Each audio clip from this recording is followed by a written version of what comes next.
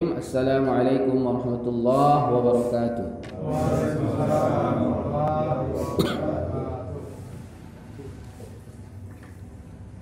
Alhamdulillah wassalatu wassalamu ala Rasulillah wa ala alihi wa sahbihi wa mawalah. Qala Allah subhanahu wa ta'ala fi kitabihil karim, a'udzu billahi minasy syaithanir rajim. Ya ayyuhalladzina amanu taqullaha haqqa tuqatih wa la tamutunna illa wa antum muslimun. Wahai orang-orang yang beriman, bertakwalah kepada Allah Subhanahu wa taala dengan sebenar-benarnya takwa. Betul-betullah bertakwa kepada Allah Subhanahu wa taala dengan melaksanakan perintahnya dan menjauhi larangannya. Wa la tamutunna illa wa antum muslimun, dan janganlah kalian sekali-kali mati, dilarang meninggal dunia kecuali dalam keadaan muslim, kecuali memang beragama Islam, betul-betul menjadi orang muslim. Allah juga berfirman, ya ayyuhalladzina amanu taqullah, wahai orang-orang yang beriman, bertakwalah kepada Allah. Wal tanzur nafsum ma qaddamat lighad, dan hendaklah setiap orang memperhatikan apa yang telah dia perbuat untuk hari esoknya, yaitu untuk masa depan di akhirat, mempersiapkan amalan yang akan dia bawa menuju kampung akhirat. Wattaqullah, kemudian Allah mengingatkan kembali untuk bertakwa kepada Allah Subhanahu wa taala. Innallaha khabirum bima ta'malun, sesungguhnya Allah mengetahui apa yang kalian kerjakan. Bapak-bapak, orang tua kami yang kami muliakan, para hadirin yang dirahmati oleh Allah Subhanahu wa taala. Kembali ucapan syukur alhamdulillah. Kita bersyukur kepada Allah dengan mengucapkan alhamdulillah. Mudah-mudahan semua rezeki yang Allah berikan kepada kita menjadi nikmat. Amin. Karena beda rezeki dengan nikmat, ya. Beda rezeki dengan nikmat. Ya, tidak semua rezeki itu bisa dinikmati. Oleh karena itu kita berharap rezeki itu kita nikmati. Kita nikmati di dunia, dan buahnya nanti di akhirat mendapatkan ridho dari Allah Subhanahu wa taala. Selawat dan salam kepada baginda Rasulullah sallallahu alaihi wasallam.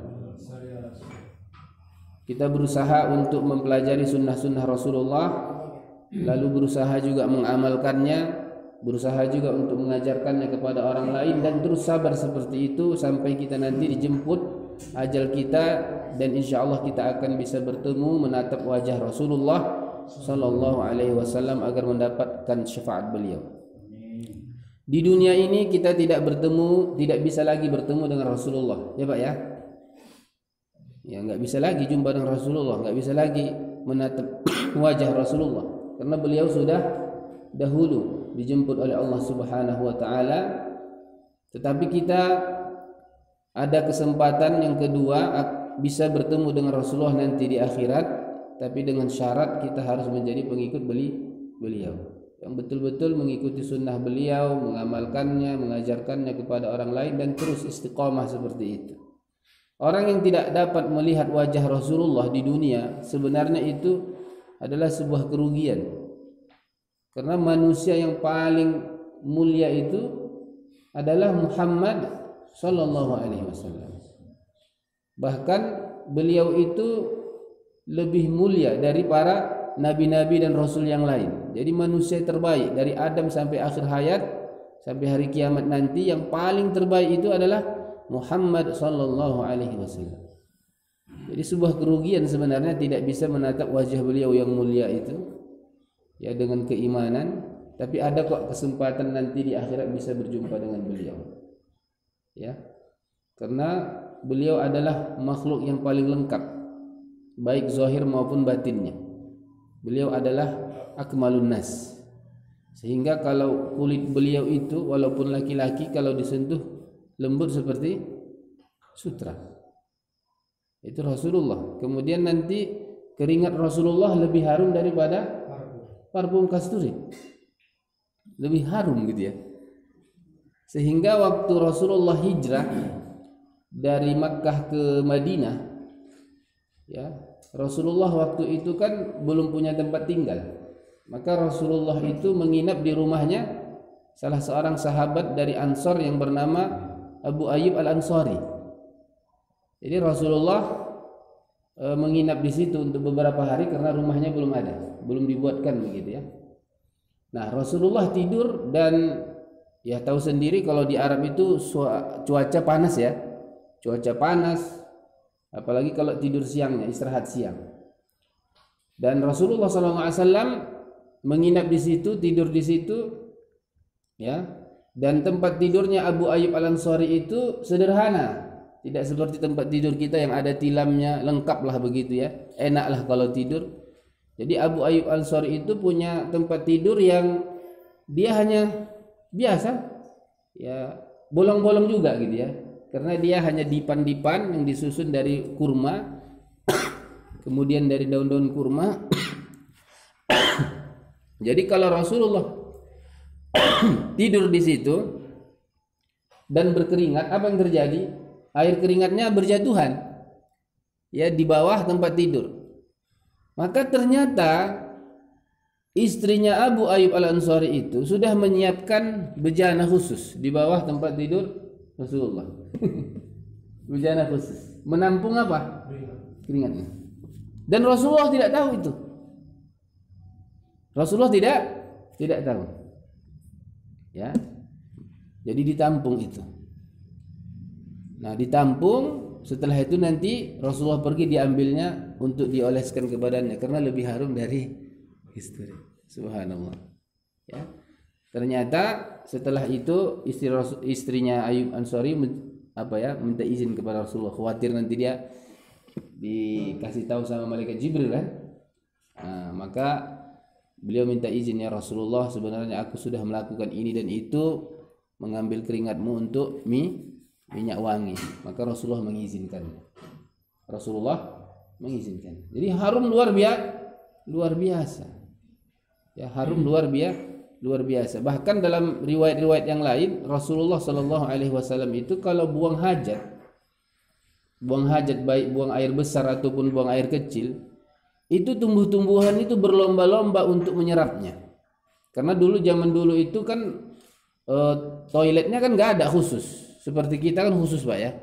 Begini kan khusus. Kalau zaman Rasulullah, apalagi melakukan perjalanan, itu kan buang hajatnya kan di tempat sembunyi. Misalnya ditutupi pohon begitu ya.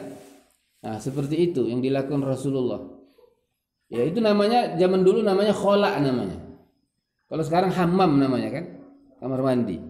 Ada WC-nya. Kalau dulu namanya khola. Khola itu artinya kalau kita mau buang hajat ya menjauh gitu, sembunyi, orang nggak tahu gitu. Nah, disitulah untuk buang hajat.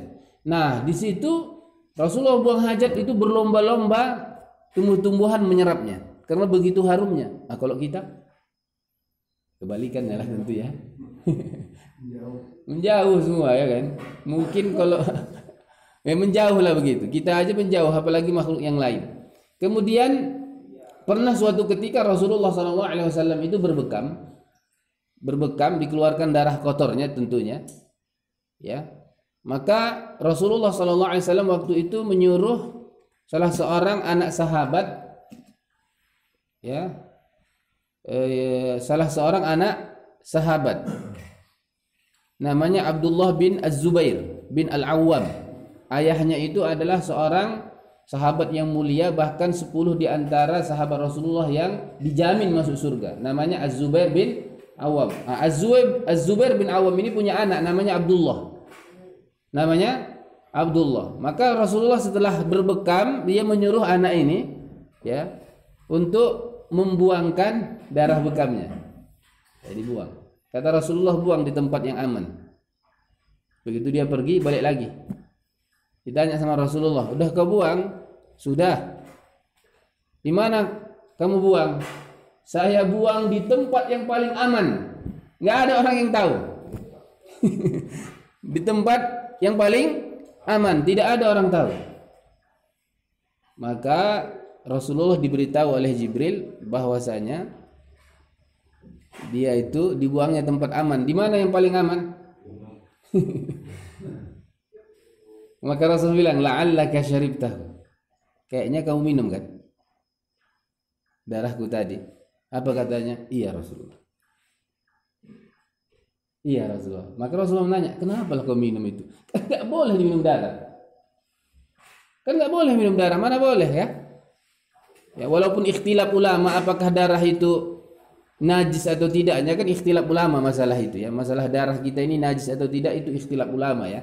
Ada yang mengatakan najis, ada yang mengatakan tidak. Tapi yang jelas nggak bolehlah diminum. Ya, tidak boleh diminum. Tapi Rasulullah menanya, kenapa kamu minum gitu? Apa katanya? Sayang dibuang. Sayang dibuang karena begitu harumnya. Dikatakan darah kotor, nggak kotornya gitu ya. Masih segar darahnya gitu. Lain dengan darah kita. Maka Rasulullah mengatakan, ya Rasulullah memaafkannya, ya. Maka Rasulullah mengatakan itu akan membuatmu kuat. Kamu akan menjadi orang yang kuat. Ya. Kamu akan menjadi orang yang kuat.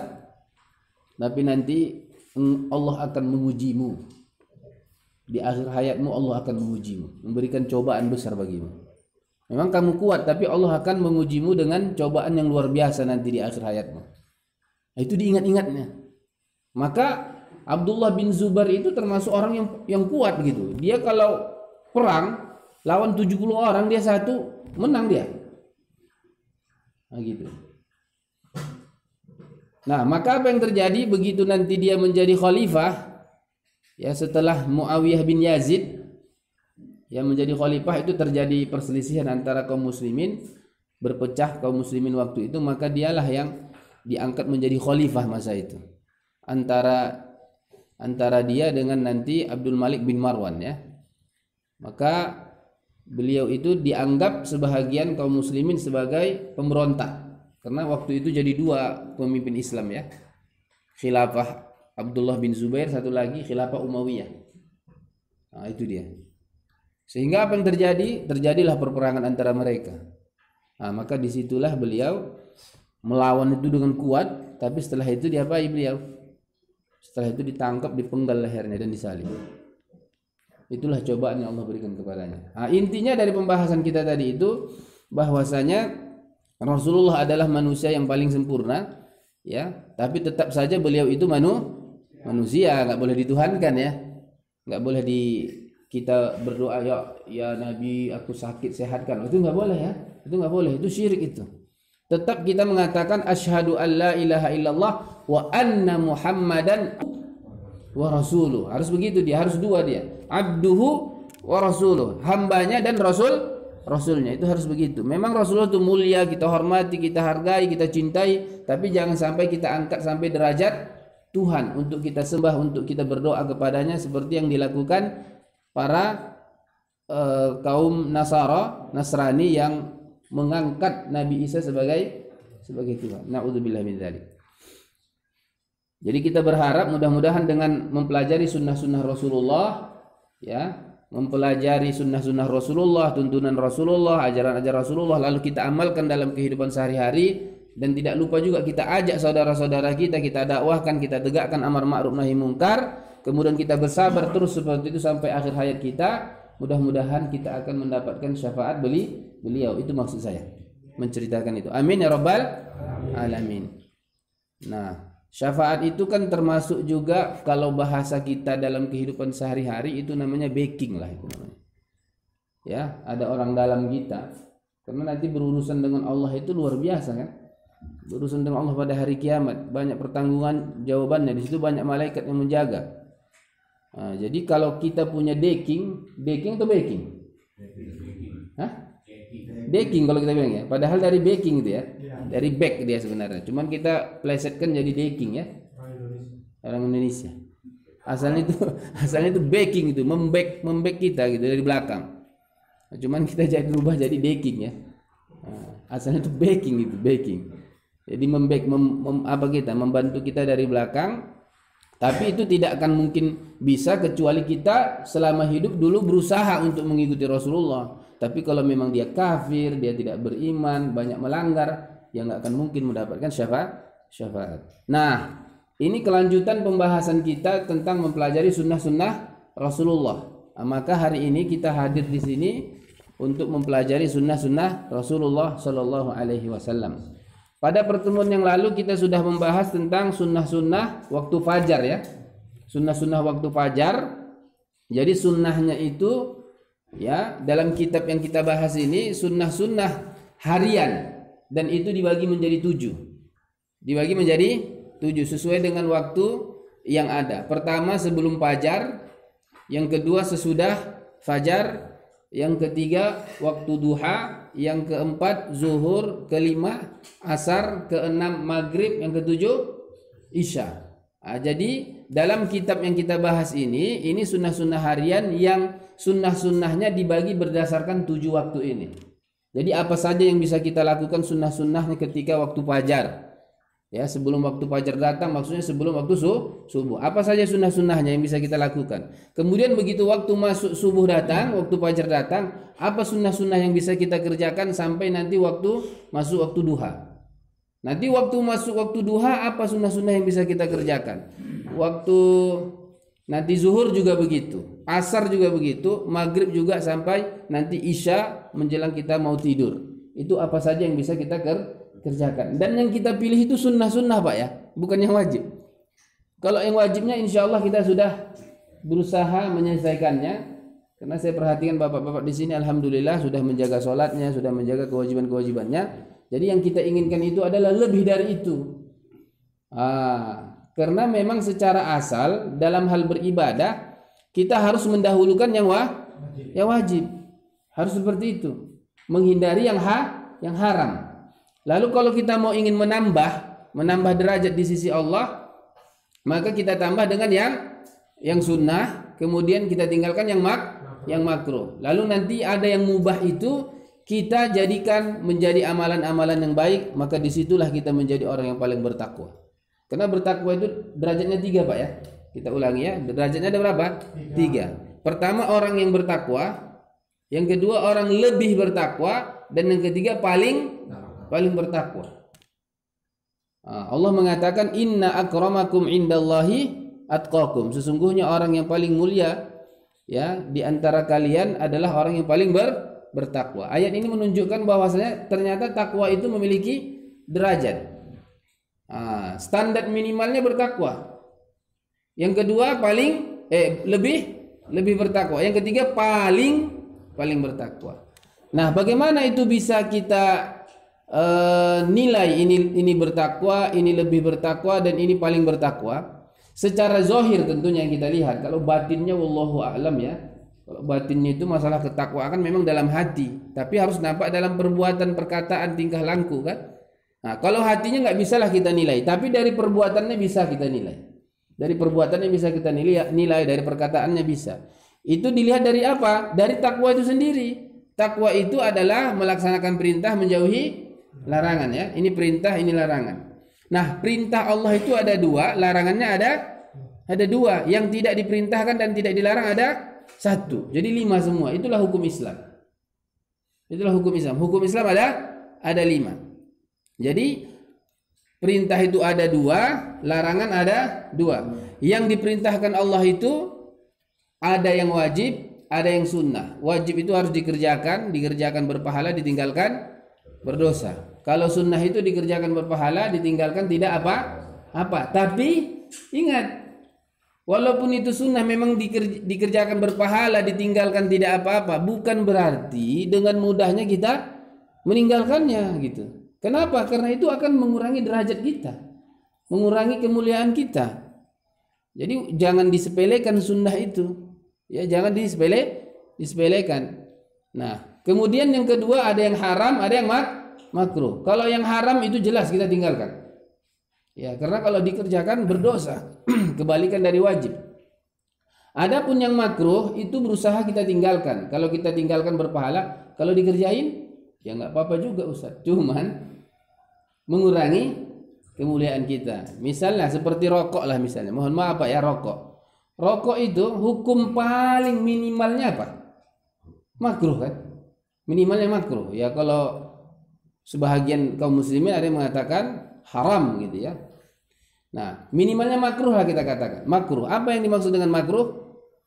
Makruh adalah kalau ditinggalkan berpahala, kalau dikerjakan tidak apa-apa ya. Nah, tapi itu apa yang terjadi? Berkurang derajat kita kan? Ya kan? Misalnya kalau adalah misalnya orang merokok pas kita taklim seperti ini, apa yang terjadi? Ya orang pun menyepelekannya jadi kan. Bahkan orang mendoakannya, apalah bapak ini orang lagi kena komplain betul. Jadi kena komplain dia. Jadi dia berkurang derajatnya. Itu di hadapan manusia, apalagi kalau di hadapan Allah. Ya, makan jengkol apa hukumnya Pak? Makruh kan? Kalau dimakan boleh nggak? Maksudnya tidak apa-apa, nggak apa-apa. Tapi mengurangi derajat kemuliaan kita. Karena kalau kita makan jengkol, efeknya apa? Bau ya. Di kamar mandi makin suka jin sama kita jadinya. Yang seperti itu. Karena jin itu, terutama setan-setan itu suka dengan yang bau-bau busuk. Makanya dia suka di tempat sampah, suka di WC. Kebalikannya, malaikat suka dengan yang wangi, yang harum-harum. Dia suka dengan itu. Makanya kalau kita ke masjid misalnya pakai minyak wangi gitu. Biar kita lebih khusyuk salatnya, lebih enak. Oleh karena itu kalau kita salat subuh itu memang harus diganti pakaiannya ya. Jangan pakaian tidur. Karena kalau pakaian tidur ada bau yang gimana gitu ya. Yang kita sendiri pun merasa tak sedap gitu. Jadi mengurangi kekhusyukan dan nanti juga mengusir malaikat. Nah, seperti misalnya juga nanti makan bawang merah mentah, apa hukumnya? Halal. Tapi kalau dia dibawa setelah itu ke masjid, apa hukumnya? Makruh. Hukum makan bawang merah itu halal ya? Ya halal makannya halal. Tapi kalau nanti kita sudah makan itu, kita bawa ke masjid, maksudnya tidak menggosok gigi dengan itu, apa hukumnya? Makruh. Jadi halal, tapi menimbulkan hal yang bau dibawa ke masjid jadi apa? Makruh. Nah, kalau yang makruh dibawa ke masjid, saya ulangi Pak ya, saya ulangi. Yang halal menimbulkan bau dibawa ke masjid, apa hukumnya? Makruh. Oke, kalau yang makruh dibawa ke masjid, jadi haram. Ya kan? Yang halal tapi menimbulkan bau dibawa ke masjid, makruh. Kalau yang sudah makruh dari asal dibawa ke masjid, jadi haram dia. Makanya ada sebagian ulama kita yang kalau orang merokok dalam masjid itu haram hukumnya. Bukan lagi makruh, haram di masjid. Di masjid haram hukumnya. Ya, haram gitu. Karena dia mempengaruhi orang yang sholat. Makanya kalau dia mau merokok ya udah di luar saja gitu, jangan di dalam gitu. Nah, begitu. Mudah-mudahan Allah Subhanahu wa taala menjaga kita untuk selalu melaksanakan yang wajib, meninggalkan yang haram, mengerjakan yang sunnah, meninggalkan yang makruh. Oke. Nah, jadi yang dimaksud dengan sunnah di sini itu maksudnya ya. Walaupun nanti kalau sunnah itu sebenarnya secara umum sunnah-sunnah Rasulullah itu bukanlah yang dikerjakan, bukan hanya yang dikerjakan berpahala ditinggalkan tak apa-apa ya. Ya, sunnah itu juga bisa bermakna semua yang dikerjakan Rasulullah yang dikatakannya yang berupa perintah dan larangan ya, itu semuanya juga dikatakan sunnah. Makanya kalau sholat subuh itu sunnah Rasulullah gitu ya. Menikah sunnah Rasulullah, ya haji, umroh sunnah Rasulullah. Semua juga bisa dikatakan sunnah. Tapi pemahamannya bukan sunnah dalam artian boleh ditinggalkan ya. Sholat subuh boleh ditinggalkan, mana boleh ya kan? Nah, jadi maksudnya itu sunnah yang kita bahas di sini itu sunnah yang kalau ditinggalkan tak apa-apa. Itu maksudnya. Bukan sunnah yang dia itu adalah jalan hidupnya Rasulullah seperti itu yang kita boleh meninggalkannya, tidak ya, bukan itu yang kita maksudkan di sini. Karena sunnah itu banyak maknanya ya, sunnah itu banyak maknanya. Makanya kalau kita pelajari misalnya ilmu hadis, sunnah itu seluruh perbuatan Rasulullah, seluruh perkataannya, seluruh persetujuannya, itulah sunnah Rasulullah. Mau itu yang wajib, mau yang sunnah, yang itu larangan haram, larangan makruh, itu juga sunnah Rasulullah. Ya, tapi ingat yang kita bahas di sini sunnah yang kalau kita kerjakan berpahala, yang ditinggalkan tidak mengapa. Tapi ya janganlah kita tinggalkan. Nah, sudah kita bahas pada yang lalu itu sunnah-sunnah waktu fajar. Sunnahnya adalah bangun tidur sebelum fajar, sebelum sholat subuh, sebelum azan berkumandang, kita disunnahkan untuk bangun terlebih dahulu. Nah, jadi sunnahnya seperti itu. Kemudian setelah kita bangun tidur, kita bisa ngapain? Yang bisa kita kerjakan ya adalah bersiwak. Jadi kita bangun tidur bersiwak. Ustadz, bersiwak dulu atau baca doa bangun tidur dulu? Bersiwak dulu. Bersiwak, adabnya bersiwak dulu sebelum membaca doa. Kenapa? Karena doa itu dibaca melalui lisan kita, dan lisan kita ketika bangun tidur dalam keadaan bau. Sehingga sunnahnya memang bangun tidur siwak dulu baru baca doa. Atau setelah siwak nanti kita berwudu gitu ya, mencuci kedua tangan, berwudu, setelah itu baca doa, tidak mengapa. Ya, jadi kita bersiwak. Kemudian nanti kita membaca doa bangun tidur. Kalau sunnahnya memang siwak, bukan gosok gigi ya. Sunnahnya memang yang lebih baik itu adalah siwak, bukan gosok gigi. Tapi kalaupun gosok gigi boleh, sunnah juga. Tapi yang lebih sunnah itu adalah bersiwak. Sehingga kalau kita bersiwak itu menggunakan siwak, tidak mesti di kamar mandi pun bisa kan? Ya begitu bangun tidur, ambil siwak langsung. Itulah oke-nya itu siwak itu, nggak bau pula dia kan. Kalau seandainya itu kayu biasa, kayu mangga ini misalnya atau apa tegini kan, makin bau lah itu, dibongkar-bongkar dia kan, makin dicungkil-cungkil dia ya kan, makin bau dia. Tapi siwak itu unik, begitu kita letakkan di mulut kita nggak ada baunya, hilang baunya, luar biasa. Allah berikan hadiah luar biasa kepada Rasulnya Muhammad sallallahu alaihi wasallam dan kepada kita umat Nabi Muhammad sallallahu alaihi wasallam. Nah, bersiwak. Nah, kalau kita nggak punya siwak, kita boleh ya bergosok gigi, memakai sikat gigi dan odol.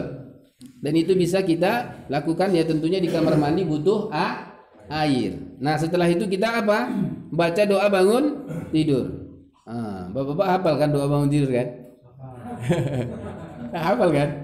Ya harus hafal lah. Alhamdulillahilladzi ahyana ba'da ma amatana wa ilaihin nusyur. Alhamdulillah allazi ahyana ba'da ma amatana wa ilaihin nusyur. Artinya segala puji hanya milik Allah ya, yang telah menghidupkan kita setelah mematikan kita. Jadi tidur itu ya seperti mati, dan bangun itu seperti hidup. Dan itu selalu kita ingat sebelum tidurnya dan sesudah tidurnya, karena kehidupan kita itu akan kita alami nanti. Hidup di dunia dan mati nanti bertemu Allah pada hari akhir. Itu selalu kita baca. Kalau doa mau tidurnya hafal juga ya. Itu udah mudah itu. Ya. Bismika Allahumma amutu wa ahya. Dan boleh juga bismika Allahumma ahya. Oke, kalau Bapak sering baca apa? Ahya wa amut atau amutu wa ahya? Hah? Mana? Wa mahmud. Lain lagi nanti wa mahmud itu. Oke, Bapak selalu baca apa? Ahya wa amut ya. Ya. Tapi kalau riwayat yang lebih sahihnya itu memang amutu wa ahya, bukan ahya wa amut. Tapi boleh nggak? Boleh, tetap boleh. Ya, karena kita memang amutu wa ahya. Jadi kita mati untuk hidup, gitu maksudnya. Bukan kita hidup untuk mati, gitu ya. Karena kita nanti kita mati akan dihidupkan lagi, gitu maksudnya. Makanya bismika Allahumma amutu wa ahya, bukan ahya. Udah nggak bangun lagi jadinya nanti kan. Nah begitu dia, nanti nggak bangun lagi. Jadi mati selamanya pula nanti. Bangunnya nanti kapan? Nanti waktu hari berbangkit ya kan, hari kiamat pula apanya bangunnya.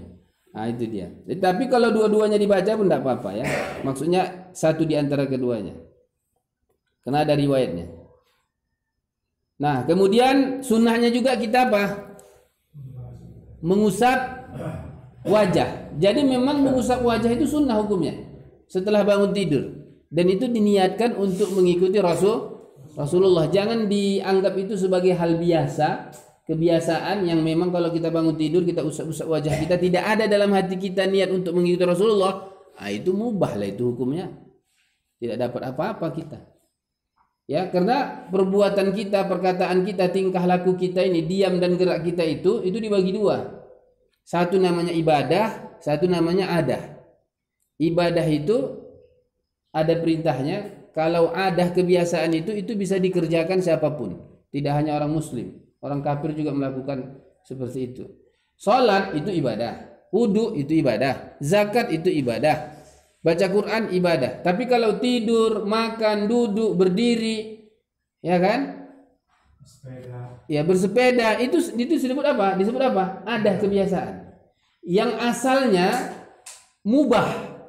Dan mubah itu apa? Artinya tidak berpahala, tidak berdosa, dikerjakan dan ditinggalkan. Nah, tapi sebagai seorang muslim tentu akan kita lakukan semua itu. Ya, tidur kita, ya, bangun tidur kita, mandi kita, bersepeda kita, semua itu pasti nanti akan kita kerjakan dengan tuntunan Rasulullah supaya bernilai ibadah, dengan niat mengikuti Rasulullah. Itu nilai ibadah. Jadi ketika kita mengusap wajah kita setelah bangun tidur, niatkan ingin mencontoh Rasulullah, bukan seperti kebiasaan yang kita kerjakan selama ini gitu ya. Itu nanti tak bernilai ibadah. Sama seperti mandi. Apa hukum mandi? Mubah. Apa arti mubah? Mubah itu artinya tidak berpahala, tidak berdosa. Berarti no value dia. La natijata, enggak ada nilainya gitu, enggak bernilai gitu Pak, enggak ada nilainya. Tapi kalau kita kerjakan itu dengan niat, nah itu tadi, dengan niat yang baik, kemudian mencontoh Rasulullah, luar biasa, subhanallah, jadi nilai ibadah dia. Contohnya ini minum, apa hukum minum Pak? Ini saya minum ini apa hukumnya? Mubah. Tapi kalau saya minum ini, ya dengan membaca Bismillah, apa yang terjadi? Bernilai ibadah. Kita cobalah. Dari depan kita kan. Bismillah. Gas. Bismillah.